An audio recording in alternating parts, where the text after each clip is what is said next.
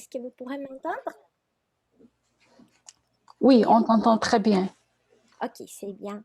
Je voulais d'abord demander si il y avait quelqu'un ici qui était dans les premières rencontres que j'ai fait la psychologie de la gratitude. Est-ce que vous vous rappelez? Ça fait Moi, quelques j'étais là. mois. C'était là? Ok. Moi, mais je sais pas qui d'autre était là. Ouais, je pense que peut-être Richard, Martine, mais je ne me rappelle pas trop bien. Mais c'est Non, juste pour... Non? Ok, bon. non. Bon, on va passer par... Ça, c'est les premiers livres de la série psychologique. Donc, je vais prendre plus le temps de vous présenter c'est quoi, c'est qui Givaldo, c'est qui Joanna, c'est quoi la série. Je vais vous partager maintenant en mode présentation. Est-ce qu'il est là? Oui, Ok, il est là. parfait. Ok. Donc, on commence. Nous allons présenter une étude sur les premiers livres de la série psychologique de Joanna de Angelis. Ça s'appelle Jésus et actualité, ou Jésus d'aujourd'hui, on pourrait dire, sorti en 1989. Tout d'abord, on va introduire Joanna de Angelis et Givaldo, et on va réfléchir un peu au moment historique au lequel la série psychologique apparaît. Est-ce que tout le monde connaît déjà ou a entendu parler de Givaldo? Givaldo, il est reconnu comme l'un des plus grands médiums et conférenciers spirites d'aujourd'hui. Il est le plus grand diffuseur de la doctrine spirite à travers le monde. Je vais vous montrer une petite photo. Sur la photo, on voit Givaldo avec l'actrice choisie pour jouer le rôle de Joanna de Angelis dans les films Givaldo, Mensager de la paix, Mensageiro de paz. Un film incontournable pour ceux qui n'ont pas encore vu. Un détail intéressant est que le choix de l'actrice a été fait pour Joanna de Angelis elle-même. Dans le processus de sélection, Joanna a indiqué par intermédiaire de Givaldo qu'elle sera la plus appropriée pour la représenter. Une autre référence aussi importante est le livre Les Semeurs d'étoiles. C'est une biographie de Givaldo écrite par Sueli Calda Schubert, également un des noms très importants dans les mouvements spirites au Brésil. Elle a récemment désincarné à cause du Covid aussi. C'est un livre aussi merveilleux, il faut lire si vous avez l'occasion, Les Semeurs d'étoiles, c'est sa biographie. Surtout pour ceux qui veulent en apprendre davantage sur la vie au jour les jours avec la médiumnité. Et bien sûr aussi, il aborde beaucoup plus en profondeur les détails de la vie de Givaldo. Givaldo, il a fondé le centre spirit Mansão Caminho da Rédemption en 1947 et le projet d'assistance de bien-être Mansão do Caminho en 1952, où il y a 600 enfants adoptés et plus de 200 petits-enfants, desservant actuellement environ 3000 enfants, adolescents et jeunes des familles à faible revenu par jour en semi-internat et externat. Si c'est la page de Mansão do Caminho qu'il faut visiter. J'ai envoyé récemment un message pour demander s'ils vont faire en anglais, en français bientôt. Ils sont en train de faire tous les contenus en anglais et en espagnol pour bientôt. Et après, ils vont les faire en français sûrement. Pour l'instant, je pense que jusqu'en anglais, il y a quelque chose. Ici, nous voyons Givaldo, très jeune, à côté de Chico. Ils ont échangé de la correspondance, ils se sont rencontrés à quelques reprises. Givaldo rapporte combien de grands moments de joie, d'apprentissage et d'amitié. Il a dit qu'il ne voulait jamais quitter Chico. Et ce que Chico a dit, c'est qu'Emmanuel explique que nous devons être séparés pour apporter de la lumière à plus d'endroits. Donc, Chico, il était plus au sud du Brésil et Givaldo, il était au nord, à Salvador. Dans l'autre image, on les voit dans l'une de ces conférences. en tant que conférencier avec plus de 11 000 conférences. Aujourd'hui, sur YouTube, on peut regarder aussi, il y a tous les contenus dans la page Mention du Camino. Nous pouvons également regarder chaque semaine, il fait des conférences. Et en tant que médium, il a publié 202 livres avec plus de 8 millions d'exemplaires, mettant en vedette 211 auteurs spirituels. Donc, beaucoup occupent une place de choix dans la littérature, dans la pensée universelle et la religiosité. Les produits de la vente de ces œuvres ainsi que les droits d'auteur ont été renversés à Menção do Caminho et à d'autres entités philanthropiques. À partir de 1989, avec Jésus et Actualité, l'esprit de Joana de Angelis, à travers la médiumnité de Divaldo, commence à écrire une série d'ouvrages de langage, de contenus de psychologie. Au total, aujourd'hui, nous avons 16 livres qui composent la série psychologique. Avec les débuts de la série psychologique, Divaldo a été très questionné pour les styles scientifiques de ses œuvres. Imaginez que la question était de savoir comment Joana aurait-elle pu étudier la psychologie si dans ses dernières incarnations ici sur Terre, cette science n'existait pas encore. Bon. Sa réponse a été de nous rappeler que la connaissance est apportée du plan spirituel à la Terre et non l'inverse. Et qui est Joana? Joana est la bienfaitrice spirituelle qui est chargée d'amener cette connaissance scientifique des sphères supérieures de la vie, en particulier dans les domaines de la psychologie, au moment présent de la grande souffrance émotionnelle sur la planète. Nous connaissons certaines de ces incarnations. On sait que c'était Joana de Cusa et qu'elle était avec Jésus incarné. C'était aussi Clara de Assise. Dans les livres Boa Nova, je ne sais pas si quelqu'un ici a déjà lu, c'est un livre incontournable de Humberto de Campos, psychographie de Chico Xavier. Il raconte plus de la vie de Joana de Cusa. Il faut lire.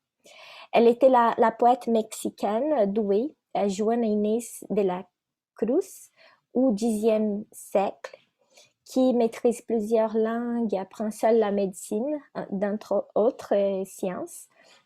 Quelqu'un m'a dit hier qu'il y a une série sur Netflix à propos de Juana Inés de la Cruz, un film, je ne sais pas trop, qui je vais regarder après.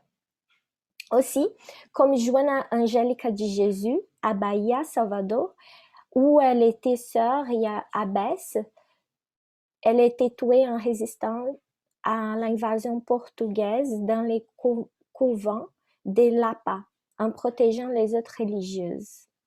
Donc, elle a toute une historique d'abnégation et depuis qu'elle a rencontré Jésus, elle a souffert plusieurs choses, toujours pour apporter l'amour et les messages.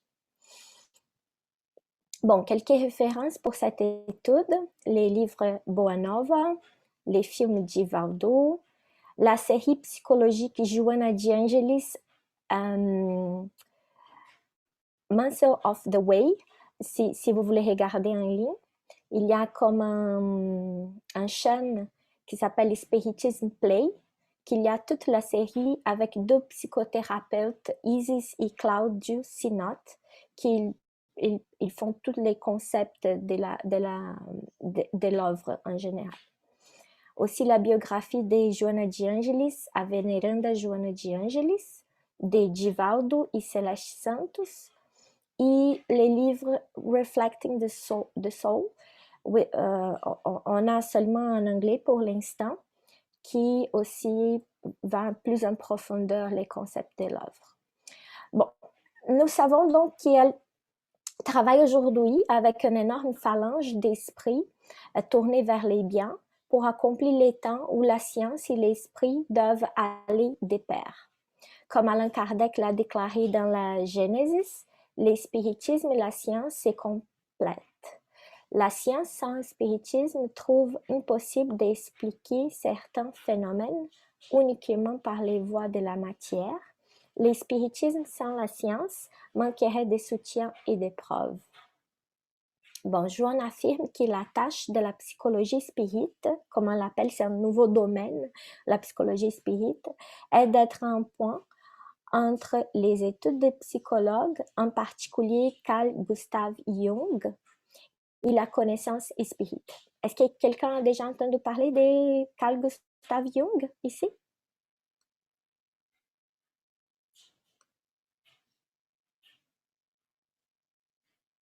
Bon. Vous êtes là? Oui, Oui, oui, on est là. On C'est comme t'écoute. des réunions médioniques. Ah Vous ouais, êtes c'est ça. là? OK. Bon. Non, on t'écoute religieusement, là. Mais, OK. on Désolée. connaît Jung. OK, c'est bon. Désolée pour mon français, j'espère que ce soit clair. Sinon, après, je vais Oui, vous envoyer aussi le PowerPoint. c'est très clair. C'est très clair, Très clair. Merci, merci. Oui, c'est très bien. OK, on continue alors. Bon, je vais juste passer encore une fois. Non, attends. Est-ce que vous pourrez voir? OK. Joanna explique un peu les contextes et les bouts dans lesquels la série psychologique apparaît dans une entrevue avec Kachi Meira à New York le 13 mai 2000. Je vais citer quelques extraits parce que c'était Joanna qui a expliqué par Divaldo. Elle dit que la société postmoderne commence symboliquement avec l'explosion de la première bombe atomique à Hiroshima. Et sa principale caractéristique est un manque d'identité généralisée, un vide constant, le nihilisme, l'individualisme et l'appréciation extrême de l'image par rapport à la réalité. En un mot, anomie. L'anomie signifie l'absence de lois, provoquant des attitudes de cynisme et d'incrédulité en tout. Il y a un sentiment d'être à la dérive, fragmenté, participant inconsciemment aux processus collectifs sociaux, perte presque totale de l'action consciente et de l'identité, c'est-à-dire un terrain fertile pour stimuler et maintenir des comportements compulsifs et destructeurs. Ainsi, aujourd'hui, nous voyons comme jamais auparavant dans l'histoire des individus malades de l'âme. Les besoins les plus urgents du corps sont satisfaits, mais les taux de suicide, de maladies mentales et de toxicomanie sont alarmants. Les êtres humains, au plus fort du matérialisme, de l'arrogance et de la rébellion, se sont tués et se suicident consciemment ou inconsciemment. Mais cette crise actuelle n'est pas que terreur et incertitude. Joanna dit qu'il y a une conspiration renouvelée qui se déroule pour la renaissance d'une phase qui sera caractérisée par une prise de conscience de la réalité spirituelle et des valeurs et capacités internes. C'est l'ère psychologique. Non plus l'accent mis sur le monde et les conquêtes extérieures, mais sur les défis de se conquérir soi-même. En bref, le projet est que nous pouvons redécouvrir l'essence de la vie.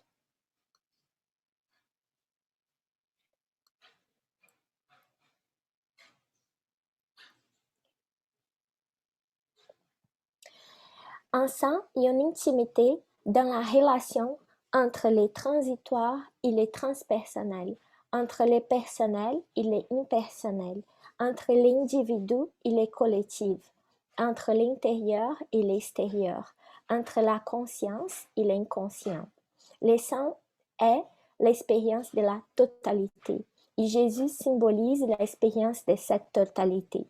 C'est précisément dans cette proposition que Joanna nous invite à reconnaître notre moi profond et à nous ouvrir à cet univers plein de conquêtes intérieures dans un dialogue créatif avec la vie. Dans cette interview, Joanna révèle que depuis 50 ans, elle étudie la psychanalyse et la psychologie et la psychiatrie dans le monde spirituel pour faire ces points entre la psychologie de la quatrième force, c'est-à-dire la psychologie contemporaine, avec le spiritisme, dans un langage compatible avec nos capacités de compréhension et les besoins de ce moment. Et à propos de la psychographie de ce travail, Jésus et actualité, Divaldos explique aussi que c'est une étude, une réinterprétation de certains faits de la vie de Jésus basée essentiellement sur une question qu'il a posée à ceux qui lui ont demandé de les guérir. Il a toujours demandé, « Croyez-vous que je peux vous guérir? Qui est-ce que tu veux de moi? » Et Joanna montrera que l'individu, sans se découvrir, est toujours à talons dans l'ombre.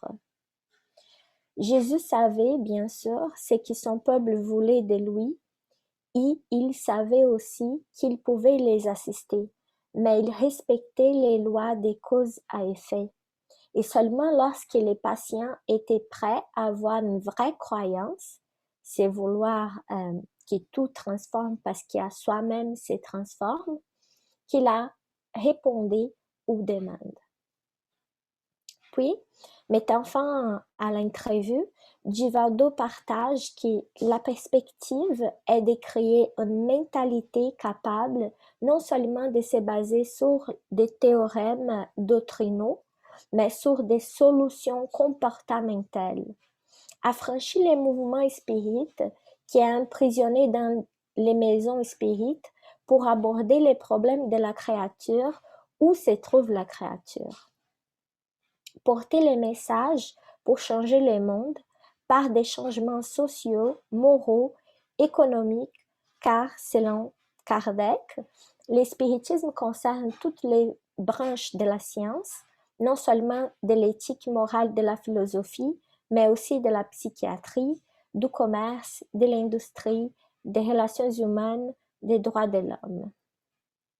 Donc, la proposition est de placer les bases d'une doctrine dans la pensée sociale pour changer la société. Tel est le nouveau défi. Nous reconnaître comme des esprits immortels, empruntant les chemins au plus profond de nous-mêmes, afin de conquérir les royaumes intérieurs. Comme Jésus nous l'a dit, le royaume de Dieu est en chacun et Christ est la figure de l'homme tout entier.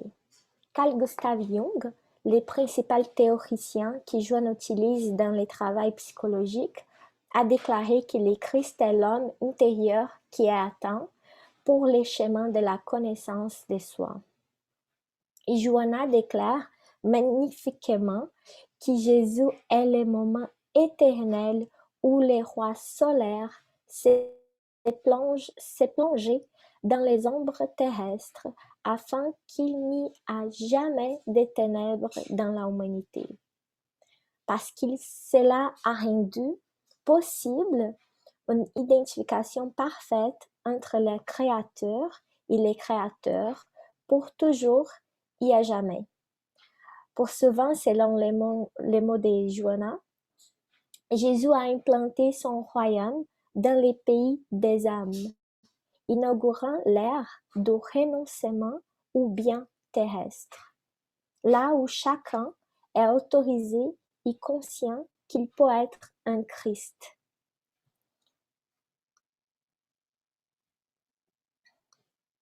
Et pourquoi Jésus et actualité? Pourquoi elle commence l'œuvre par Jésus et actualité?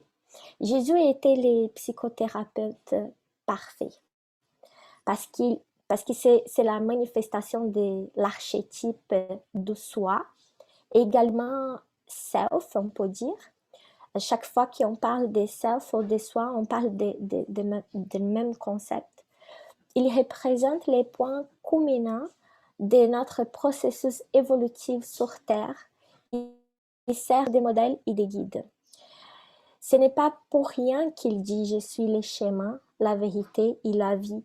Personne ne vient au Père sinon pour moi. » Les concepts des archétypes, nous étudions dans la continuité de cette présentation, les 19 juin.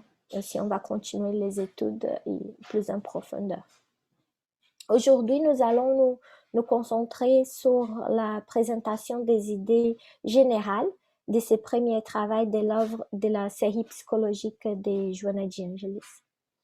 Et l'une des premières questions que nous pouvons nous poser est pourquoi Joanna a-t-elle choisi de commencer la série psychologique avec Jésus et actualité? Pourquoi avoir choisi de démarrer ce projet en 1989? Bon, les livres, ils traitent des 20 mini-thèmes. C'est toujours Jésus et les défis, Jésus et l'honneur, Jésus et le courage. Toujours Jésus et un aspect de la vie. Ces choix et cette répétition semblent indiquer de manière très didactique qu'il est point de départ de toutes les réponses que l'humanité cherche en Jésus. En ce sens, Joanna analyse les comportements du maître et la pratique de ses enseignements comme condition primaire pour la réalisation de notre processus d'évolution, d'individuation. Sans faux moralisme, ni imposition extérieure, mais une reprise de l'invitation du maître, la vraie transformation de l'intérieur vers l'extérieur, la construction du royaume des dieux dans nos cœurs. Petite note, c'est que l'individuation est un autre concept jungien. Donc, nous avons déjà parlé dans l'étude sur la psychologie de la gratitude. Et c'est un concept qui imprègne tout le travail de Joanna. C'est le processus de devenir un, indivisible, l'être humain intégral. Autrement dit, découvrir et expérimenter le self ou le soi. Selon Joanna, les seuls êtres humains à mener à bien ce processus dans la vie étaient Françoise d'Assise. Bon, mais on continue. Ce livre a été écrit en 1989 et aujourd'hui, peut-être nous sommes à la hauteur de ses besoins, peut-être déjà dans les moments les plus critiques de ses besoins. Tous les événements du siècle dernier, avec toutes les conquêtes matérielles et les grandes guerres et tragédies, aujourd'hui les contextes de la pandémie, tout cela illustre ces processus en cours, de l'impératif de se connaître. Comme on s'y rappelle la question 919 du livre des esprits, quelle est la manière pratique la plus efficace de résister à la traînée du mal? Se connaître. Donc, l'isolement, le silence, la méditation de cette période que nous vivons. C'est encore une autre démonstration claire de la nature miséricordieuse de Dieu qui attend patiemment ses enfants, qui aime, qui éduque, élève, invite, corrige, et attend à nouveau. Dans cette invitation à la auto-analyse, Joanna explique qu'en raison des processus plus longs, la psychologie profonde nous permet également d'atteindre aujourd'hui les mêmes conclusions que Jésus est parvenu très facilement il y a 2000 ans. Pour cette raison, il vaut la peine de dire que Jésus n'a jamais été aussi actuel. Joanna dit, de nos jours, il y a un besoin urgent de Jésus vivant qui ne porte plus de croix, compagnon et thérapeute dans les soins d'urgence afin d'empêcher de tomber dans l'abîme. Bon, pour faciliter la compréhension de cette étude, la présentation a été divisée en deux parties. La première partie parle de la loi, représentée par Jésus, l'archétype de la totalité. La deuxième partie parle de l'actualité. Et on va parler des obstacles que nous rencontrons dans ces voyages, représentés dans la suite de ces études par les concepts des complexes, un autre concept de Jung. Dans une troisième et une quatrième partie, nous approfondirons les concepts des archétypes, des complexes, et plus tard, nous parlerons un peu de l'autopsychothérapie. Ainsi, la première partie parle de la loi. Il y a 4 aspects de cette loi: le pardon, l'amour, le travail, le repos. Il y aurait d'autres possibilités, mais c'est la synthèse que j'ai faite d'après ce que je comprends maintenant. Probablement, lorsque vous lisez les travaux de Joanna, vous trouverez d'autres perspectives. Les livres de Joanna, ils ont cette caractéristique parce qu'ils sont très riches. Cela laisse place à plusieurs niveaux de compréhension. Quel est le type le plus parfait que Dieu a offert à l'homme pour servir de guide et de modèle? Jésus. C'est l'expression la plus pure de la loi du Seigneur parce que l'Esprit divin l'animait.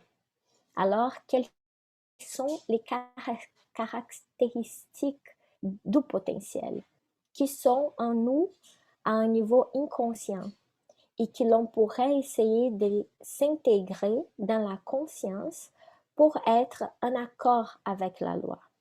Quelles sont les caractéristiques de cette loi?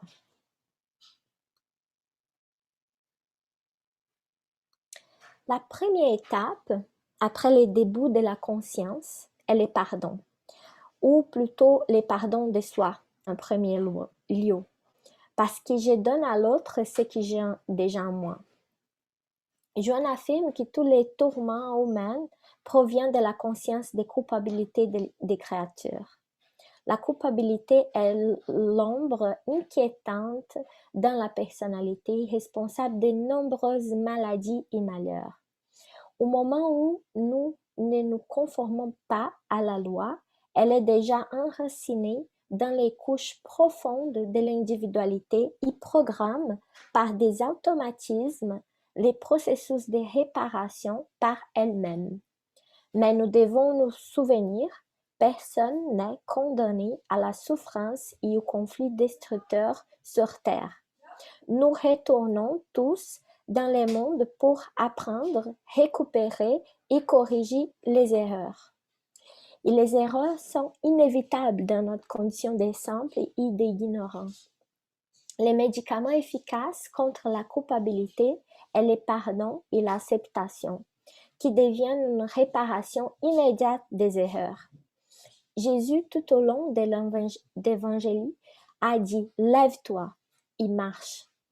C'est une invitation constante à notre prise de conscience et à notre action, soit intègre, entier, debout.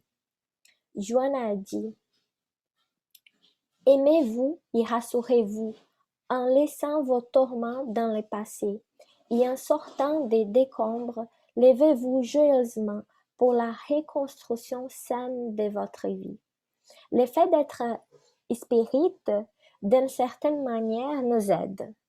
Se connaître immortel nous aide à apprendre à pardonner. Parce que les principes de l'immortalité nous fait déjà comprendre la justice de Dieu dans sa plus pure expression. Celui qui ne recherche pas la punition dans la peine éternelle, mais plutôt la réparation de l'erreur et la rééducation du délinquant. Nous tous qui sommes ici sommes en faute avec la loi à un moment donné, ou à de nombreux moments, ou à tout moment même. Et nous sommes à un degré plus ou moindre dans des processus douloureux d'automutilation par la conscience de culpabilité. Selon Joanna, c'est ça la définition de l'incarné sur Terre. Mais croire profondément en la réincarnation, c'est savoir qu'aucun débris ne sera perdu. que nous serons tous sauvés, maintenant ou après. C'est donc une invitation au pardon, à la tolérance, à une compréhension supérieure, de nous-mêmes en premier lieu et de tous en conséquence. Le pardon est la première étape de la loi, car sans elle, nous ne nous permettons pas d'approcher Dieu. Nous n'acceptons pas la nature abondante et miséricordieuse de la vie. Nous ne nous permettons pas de recevoir les biens et les beaux. En un mot, nous ne nous permettons pas de recevoir l'amour. Et combien de personnes voyons-nous exactement dans ces conditions? Dans des processus d'autodestruction profonds, les toxicomanes, les rebelles, angoissés, irrités, vivant en totale incompatibilité avec leur capacité réelle dans la vie. Mais par la réincarnation, nous savons que notre vie actuelle n'est qu'une conséquence de nous-mêmes. Et cela, en acceptant notre incapacité et nos erreurs avec gentillesse, humilité et patience, nous faisons les premiers pas vers notre rééducation. Punition, automutilation, demande déraisonnable avec nous-mêmes et avec les autres, c'est un crime. C'est contraire à la loi de Dieu. Connaître vraiment cette vérité nous fait s'élever enfin en tant qu'adultes devant Dieu. Assumer notre place et notre responsabilité dans la création. Le pardon est donc la première étape essentielle dans ce processus. Citant Johanna, ne vous crucifiez pas dans la conscience de la culpabilité après avoir reconnu votre erreur. Ne vous emprisonnez pas dans l'ombre après avoir identifié vos crimes. Ne soyez pas trop aimé en vous découvrant trompé. Renaissez de vos décombres et redémarrez la récupération immédiatement en évitant les futurs retours, injustices expiatoires, atroces, situations douloureuses. Le deuxième aspect que nous pouvons identifier dans la loi, qui pourrait aussi être le premier, est l'amour. Johanna dit que toutes nos énergies doivent être concentrées sur l'apprentissage de ces sentiments dans son sens et son application les plus vraies. Autrement dit, comme l'a démontré Jésus. À tous les moments de sa vie, Jésus a démontré une intégration profonde avec la conscience divine. En même temps, il gardait son individualité en parfait équilibre psychophysique, intégrité et totalité, parce qu'il a vécu l'amour par excellence. Non seulement il a enseigné l'amour par des mots, mais il l'a démontré par des attitudes énergiques. Dans les mots de Johanna, vivant dans une société agressive et perverse, il a choisi l'amour comme solution à toutes les questions et le pardon sans restriction comme thérapie efficace pour toutes les maladies. Il a vécu un amour désintéressé, capable de prendre des risques pour atteindre tout le monde, en particulier les plus petits, fragiles et oubliés, les plus simples et les plus purs des cœurs. C'était les seuls qui pouvaient comprendre un peu les messages de Jésus.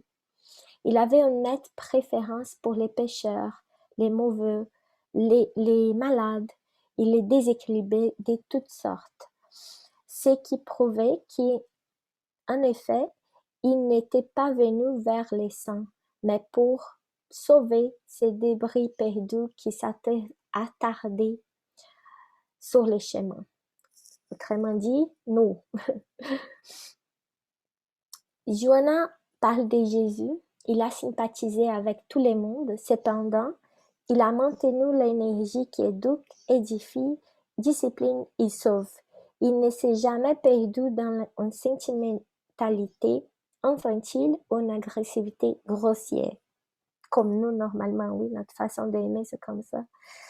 Jésus a montré un amour en parfait équilibre entre anima et animus. Petite note, anima et animus sont d'autres concepts de Jung présentés dans l'œuvre de Joanna, qui indiquent les natures féminines et masculines présentes dans toute la création et dans la psyché de chaque individu, et quel que soit le sexe biologique actuel de l'incarné. Ainsi, Joanna dit que Jésus a montré cet amour dans un équilibre parfait des forces, car il n'était pas seulement la docilité qui accueille ou les paroles affectueuses qui le réconfortent, comme représenté par Anima, non. Et en même temps, il a sympathisé en soutenu tout le monde. Il a aussi toujours maintenu l'énergie qui éduque, édifie, discipline et sauve. Il était courageux, énergique et franc en cas de besoin. Et ce sont des forces représentées par Animus. Donc Jésus n'était pas tiède. Il était lui-même le sel. Il salait la terre. C'est l'amour sublime dans sa parfaite compréhension que nous devons viser à trouver en nous-mêmes et à offrir au monde. Donc, on rencontre parfaite de ces deux forces en nous. Le troisième aspect que nous trouvons dans la loi incarnée par Jésus est le travail. Joanna dira que tout ce qui doit prévaloir dans l'expérience des gens est l'action accomplie en service. Dieu attend des travailleurs assidus et consentants. Pas seulement des mots, mais la décision de jouer. Le travail est l'outil précieux que nous recevons d'en haut pour nous inspecter nous-mêmes et notre destin. Selon les mots de Joanna, la stagnation est la mort. Et c'est un crime commis contre le royaume de Dieu qui est à l'intérieur de l'homme lui-même, qui a besoin d'être vaincu. Ne pas utiliser nos dons serait enterrer les talents, comme vous parlez dans la parabole des talents. Joanna dit également que nous ne promettons jamais de faire ce que nous n'avons pas l'intention de faire. Ce qu'elle veut dire, c'est prenez conscience de vous-même, faites-les, travaillez-les, travaillez dur. Ne parlez pas, ne promettez pas, ne fantasmez pas, ne tergiversez pas. Connaissez-toi toi-même. Et si vous n'arrivez pas à agir, apprenez à vous connaître encore plus. Découragez ceux qui se cachent derrière votre inaction, votre paresse et la fuite de vos engagements. Parce qu'agir, faire et travailler est de la loi. Il faut toujours mieux faire beaucoup d'erreurs que de s'abstenir de la vie par défaut ou par peur. Donc l'intégrité d'une mauvaise action est toujours meilleure que l'intérêt personnel passif ou l'hypocrisie préoccupée par les apparences et la peur de faire des erreurs.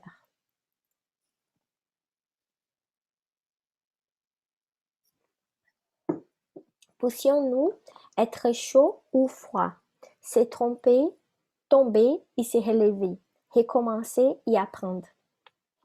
Ne vous garez jamais. Joanna dit, ne restez jamais inopérant dans un droit déjà conquis. Identifiez les possibilités et allez-y. Ne cesse pas de grandir intérieurement. Ce n'est pas une invitation à l'agitation, à l'anxiété ou la révolte, mais la prise de conscience que votre insatisfaction active d'aujourd'hui sera votre motivation pour les conquêtes de demain. Presque une sorte d'ambition spirituelle, on dirait. C'est une paix agitée, la paix avec Jésus. Parce qu'en réalité, nous sommes des serviteurs du monde et dans le monde. Nous ne devons pas stagner du tout en restant dans nos zones de confort. Puisque nous sommes des parties dynamiques de la création, contribuant en permanence à l'œuvre, cela nous demande d'être conscients que tout dans la vie est mouvement et action. Jésus a commenté que les pères travaillent aujourd'hui et qu'ils travaillent également. Oui, ne soyons pas des gens qui, de manière inconsciente, se croient mériter tout sans rien offrir d'eux-mêmes. Car dans ce cas, nous serions comme des enfants renfermés sur eux-mêmes, pensant qu'ils ont des valeurs qui ne sont pas encore atteintes. Dans les mots de Joanna, elle décrit ces personnes comme faciles et gentilles lorsqu'ils sont favorisés, impolies et ingrates si elles ne sont pas considérées comme elles croient mériter, affables dans les succès, agressives dans l'effort. C'est nous, chaque fois que nous nous rébellons face à la réalité, réagissons agressivement ou tombons dans la dépression. Mais si nous avons le droit et la liberté de nous tromper et de retarder notre marche, la loi cependant est constante et sûre. Personne ne peut la tromper. Donc personne n'a le droit de jouir sans travailler en exploitant les efforts des autres. Les conséquences viendront tôt ou tard parce que nous sommes héritiers de nous-mêmes. Joanne a toujours dit ça.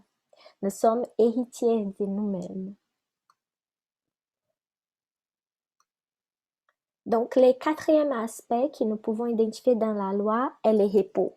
On adore ça, oui. Joanne a comment que les individus sur Terre veulent toujours se reposer.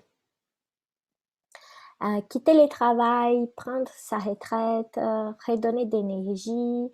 Il y a actuellement une fièvre des voyages, quelque peu contenue par les contextes de la pandémie, mais c'était très présent dans la société ces derniers temps. Une certaine obligation de voyager pour ne pas se sentir inférieur. Il y a aussi comme symbole de statut social et même de notre valeur individuelle. Dans Jésus et actualité, Joanne elle fait une analyse de ce contexte très drôle en effet sur les modes de voyage et à quel point il représente une illusion. En fait, elle a déclaré que cela passerait dans quelques années.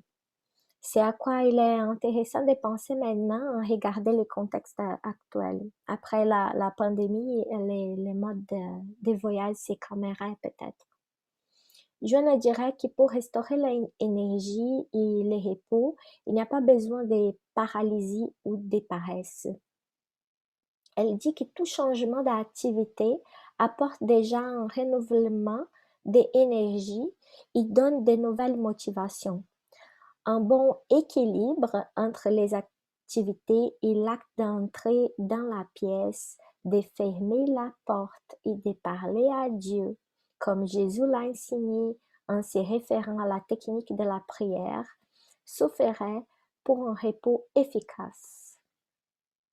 Donc la chambre est notre monde intime et la porte donne accès à l'extérieur. Entrer dans cet endroit silencieux signifie être là où nous pouvons entendre Dieu en nous.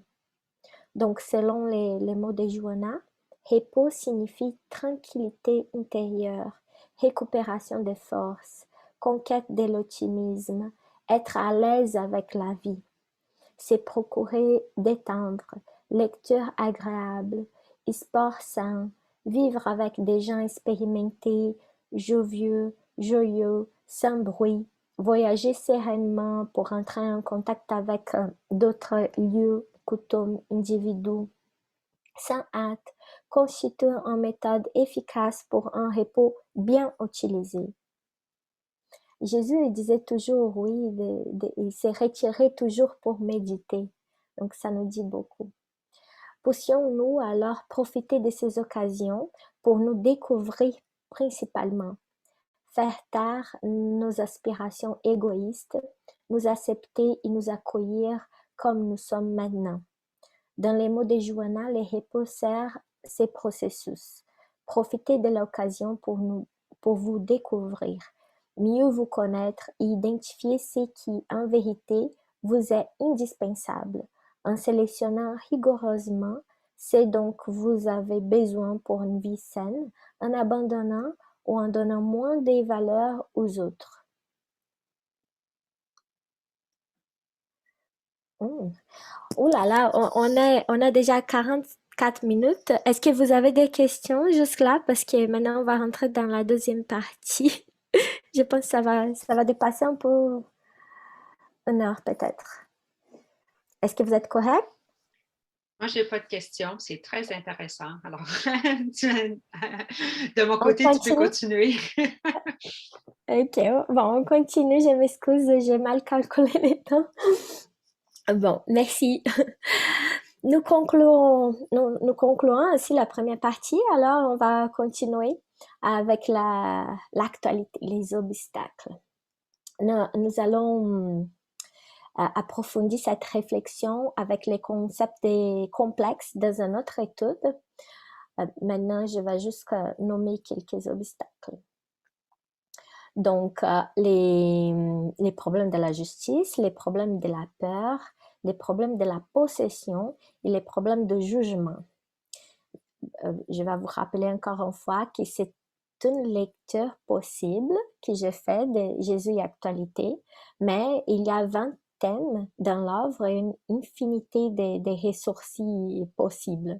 C'était ma perception des 4 de ces grands obstacles d'aujourd'hui. Probablement, si vous lisez, vous allez trouver d'autres. Bon. Vous souvenez-vous que Joanna a dit que tous les tourments humains viennent de la conscience coupable des créateurs, comme j'ai dit avant? Le premier obstacle dont nous allons parler est le problème de la justice. Payez maintenant ce que vous avez oublié de régler hier. Certain que la faillite des lois terrestres ne vous dispense pas d'être atteint par la justice divine. Mieux faut que vous soyez en réparation d'engagement, donc vous ne vous souvenez pas, que de jouir en liberté, des libertés physiques, mais portant la conscience coupable qui se cache dans l'illusion. Parce que nous avons tous des dettes envers les tribunaux, parce que nous sommes des débiteurs.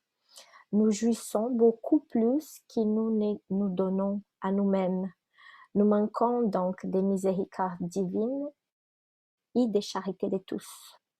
Nous sommes toujours sur une planète des épreuves et d'expiation, où les individus et les communautés ont commis d'innombrables arbitraires, de sorte que les problèmes de la justice nous accompagnent à tout moment. Peut-être que tout le monde a entendu cette phrase de Francisco Cândido Xavier. Il y a beaucoup d'injustices dans le monde, mais personne n'est victime. Je ne sais pas si vous connaissez. Ou peut-être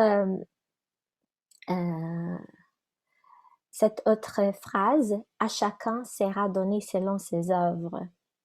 Donc, ainsi, Joanna nous demande que face aux injustices apparentes du monde, nous avons la foi et la résignation. Parce que la vraie justice trouve toujours les contravenants. Joanna a dit que le chemin à parcourir sera encore long jusqu'à ce que les hommes et les femmes de l'ordre terrestre atteignent la paix dans leur cœur.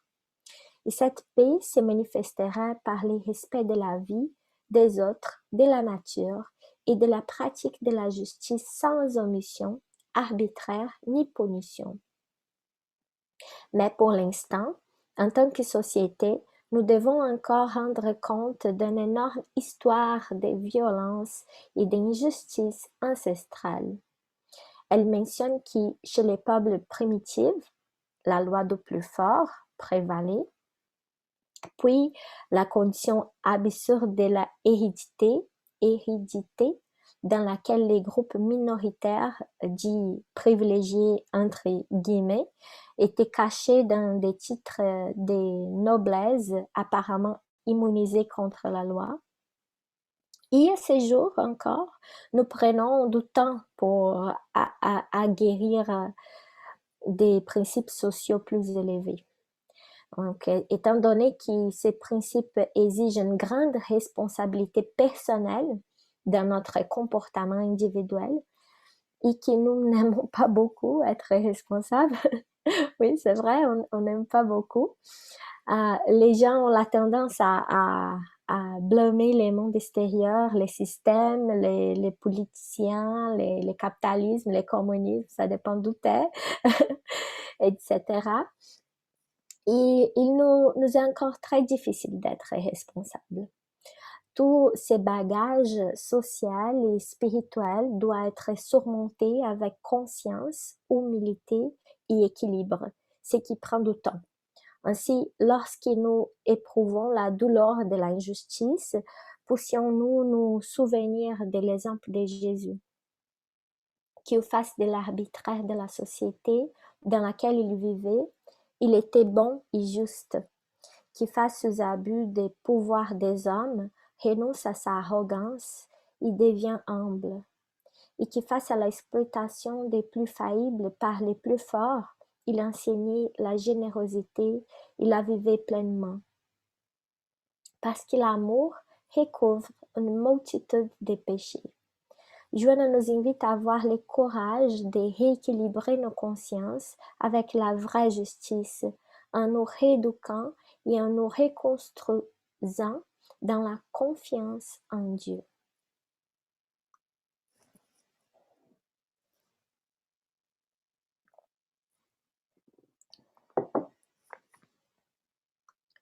Un autre problème d'aujourd'hui est le problème de la peur.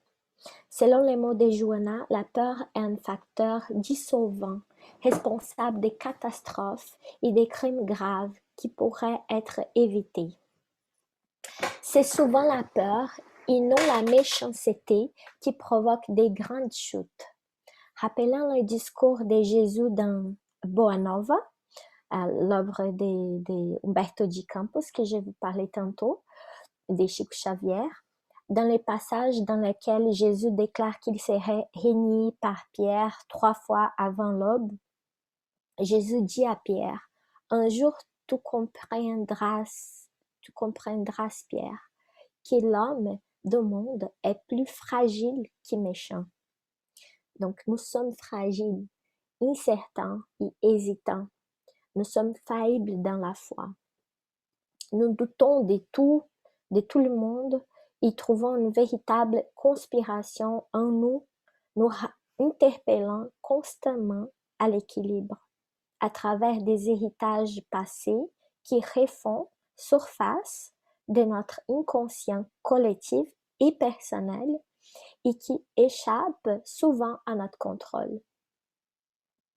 En plus de ces dynamiques autonomes qui interagissent dans notre psychisme, nous avons aussi les amis spirituels qui nous accompagnent dans un état inférieur, qui viennent renforcer nos tendances néfastes, attirées par nous-mêmes, en résonance avec nos caractéristiques personnelles et nos vibrations. Donc, comptez-nous de tous ces aspects. Nous pouvons être absolument sûrs que la marche de progrès est un énorme défi pour nous. Et la peur apparaît comme un compagnon constant sur ces chemins, demandant notre compréhension, notre intégration et notre patience. En portugais, nous disons généralement une phrase que si vous avez peur, continuez avec la peur, continuez malgré la peur. Donc, n'arrête pas de marcher, même si vous avez peur. Joanna nous invite à un exercice d'autoréflexion en questionnant nos propres peurs avec honnêteté et courage. De quoi ai-je peur? Où est-il? Quand se présente-t-il? Parce que la peur, en tant qu'archétype, n'est en soi ni positive ni négative. Cela dépendra de son contenu et de la manière dont elle sera intégrée et manifestée dans l'expérience de l'individu. Plus vous êtes inconscient, plus cela vous dominera. Mais aussi, comme nous sommes dans un monde des épreuves et des expiations, il est naturel que sur Terre, la sécurité soit quelque chose de très rare et difficile à maintenir. Nous sommes toujours en danger d'une manière ou d'autre. Car à cet stade moral, nous sommes encore incapables de nous libérer de nos instincts agressifs et ils finissent par apparaître dans la société sous forme des névroses, des paranoïas, des maladies, des inégalités et des violences. Les risques face à ces scénarios, comme je l'ai dit, c'est la stagnation due à la peur. En ce sens, nous devons être plus attentifs. Quand on s'accroche au matérialisme et à la immédiateté des situations, ne vivant que pour répondre aux besoins du corps, on peut s'égarer à un niveau de conscience inférieur, craignant d'affronter l'immensité de l'inconnu en soi, paralysant par peur de la découverte de soi et de la transformation de soi. Selon la bienfaitrice, Joanna, elle dit que la peur de prendre des engagements sérieux empêche le développement intellectuel et moral de l'individu et les maintient stationnés dans la routine insouciante et monotone de la vie quotidienne. Mais la facilité est une perte des stimulus avec une perte d'action. Donc, une perte de volonté de vie et une perte d'action. Parce que dans le domaine moral de l'être, il n'y a pas de revers. Et par conséquent, en aucun cas, il faut s'égarer. Donc, dans la loi, on ne peut pas stationner. Même si on stationne, on continue, on va souffrir encore plus parce que c'est pas possible. La loi, elle demande l'évolution. Donc, Jésus savait combien il serait difficile d'implanter la paix dans les cœurs effrayés des hommes. Il a prédit les catastrophes que les créatures allaient déclencher et les afflictions que nous imposerons avant d'apprendre lentement à vibrer en harmonie avec la vie. Mais Jésus a également déclaré que quiconque persévérera jusqu'à la fin sera sauvé.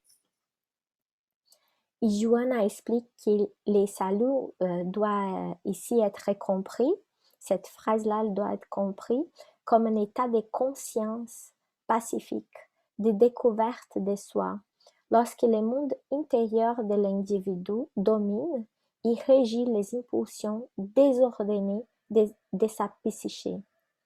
Autrement dit, sauf celui qui sait qui il est, ce qu'il est venu faire dans le monde, comment le faire, il s'abandonne confiant à l'accomplissement de l'engagement établi. Donc, c'est ça, être heureux ici. C'est la façon d'être libre. Il n'y a pas d'autre liberté possible. Croyez en Dieu, croyez en moi aussi. Prenez mon fardeau sur vous et apprenez de moi que je suis doux et humble de cœur. Ayons de la patience, persévérant dans l'intégration de notre peur, la transformant en vertu, car seul l'effet de mourir grâce à un effort constant à travers des progrès et des reculs peut réparer ce qui a été appris et nous permettre de continuer vers le but final. Savoir attendre, faire des efforts est une loi qui vous donne la victoire. Donc, selon les mots de Joanna, effectuez votre marche indoptable, en persévérant vos valeurs intimes, en préservant vos valeurs intimes et en les augmentant dans l'action quotidienne. Quiconque a peur des ténèbres se perd dans la nuit. Soyez celui qui allume la lampe, illumine les ombres. Le troisième aspect des obstacles d'aujourd'hui est le problème de la possession.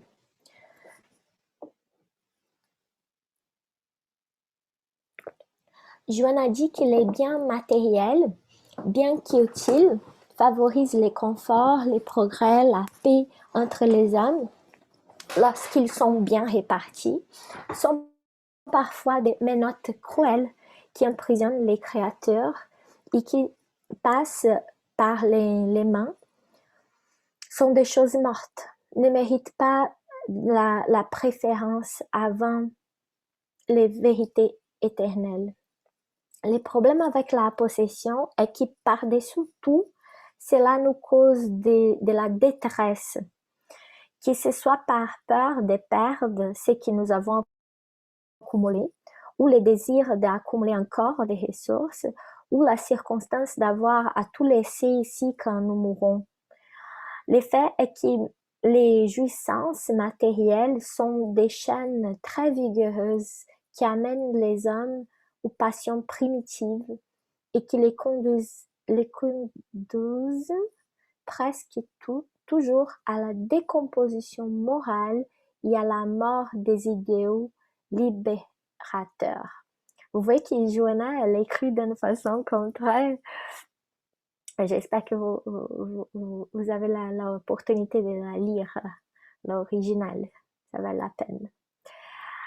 Jésus, en tant que proposition pour le renouvellement des objectifs, des attitudes et des pensées, a demandé qu'on les voit et les prenne comme exemple dans le détachement des passions destructrices pour l'édification du royaume de Dieu dans nos corps des hommes, dans les corps des hommes. Mais devant la superficialité de nos intérêts, nous avons choisi à ce moment-là, devant les maîtres, tout comme nous continuons à choisir maintenant, la satisfaction des jouissances immédiates pour devenir alors anxieux. En définissant notre condition actuelle, Joanna dit qu'en raison de l'attachement aux biens matériels, nous devenons plus méfiants et névrosés parce que nous sommes arbitraires quant aux concessions divines. Nous devenons plus fiers et paresseux. Pour illustrer ça, elle se rappelle de jeunes riches de l'Évangile. Donc, la principale raison de la chute en possession est un sentiment de fierté qui contamine l'individu et les porte à croire qu'il est né pour être servi, abandonnant le travail qui favorisait sa progression. Donc, elle dit que les jeunes hommes riches de l'évangile, qu'on trouve dans l'évangile, ils pourraient peut-être se libérer des biens matériels à cette occasion bénie quand les maîtres l'ont invité à tout laisser et les suivre. Mais comme ils n'étaient pas habitués aux limites de la rareté, l'équilibre du manque et une position moins vue dans la société, ils ne savaient pas vivre sans l'éclat trompeur de la fatuité et de la flatterie qui l'entoure. Ensuite, nous pouvons nous demander, alors, qu'est-ce que nous avons vraiment? Qu'est-ce qui restera avec moi et qui ne sera pas emporté par la mort? Vraiment, l'homme n'a rien, dit Joanna. Mais vous-même, pas votre vie, pas votre corps, être juste un utilisateur de tout ce qui va et vient. Cette connaissance, a le pouvoir d'harmoniser les individus en interne avec tout ce qui est éternel, notre spiritualisation qui nous libère. Selon les mots de Joanna, seul celui qui est libre est heureux. il n'y a que du bonheur chez ceux qui ont rencontré la vérité, l'ont absorbée et l'ont prise comme norme de conduite.